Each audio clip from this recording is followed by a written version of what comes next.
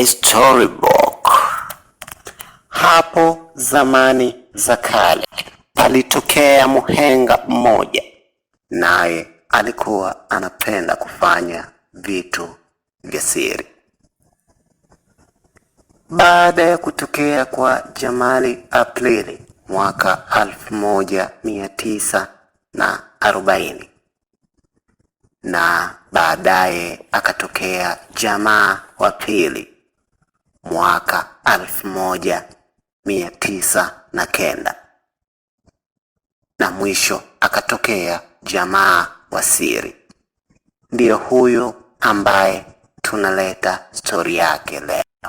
Jamali Aprili aliweza kugusa nyoyo za wahenga wengi sana, na mwishowe Jamaa wa Pili aliweza kusisimua hisia za wahenga na wakoloni katika miaka ile ya 1909. Lakini Jamaa wa Siri alikuja na mbinu mpya kabisa, nayo si nyingine ni ya kufanya mambo kwa siri, na huyu ni Jamaa wa Siri. Mnamo mwaka 1959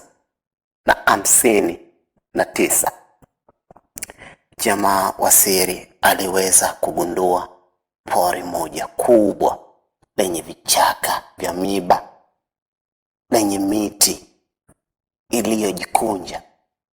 Pori hilo aliligundua na kufanya mambo yake ya siri akiwa huko, na hii ndiyo maana halisi ya Jamaa wa Siri.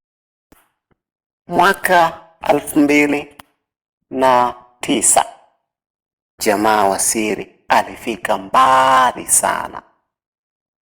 Alitumia pori hilo kwa ajili ya shughuli zake za siri, ikiwemo kujisaidia na shughuli zingine mbalimbali za kibinadamu, huku akifanya hivyo vitu kwa siri kubwa sana. Na huyu ndiye Jamaa wa Siri. Haikuishia hapo, alichupa mipaka na kulitumia pori hilo kwa kupumzika kwa siri kubwa sana, basi na kugundua mtu yeyote. Hali kadhalika alitumia pori hilo kwa kuoga kwa siri kubwa, na hata wakati mwingine Jamaa wa Siri alitumia msitu huo kwa lengo la kufanya siri ya kula chakula. Alikuwa anakula kwa siri sana akiwa ndani ya msitu huo, na huyu ndiye Jamaa wa Siri. Aliendelea kufika mbali sana, ikafika hatua akawa anakojoa kwa siri, anatembea kwa siri, na anafanya shughuli zake nyingi sana kwa siri.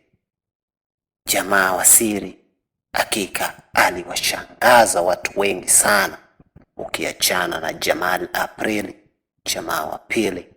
Huyu ni Jamaa wa Siri.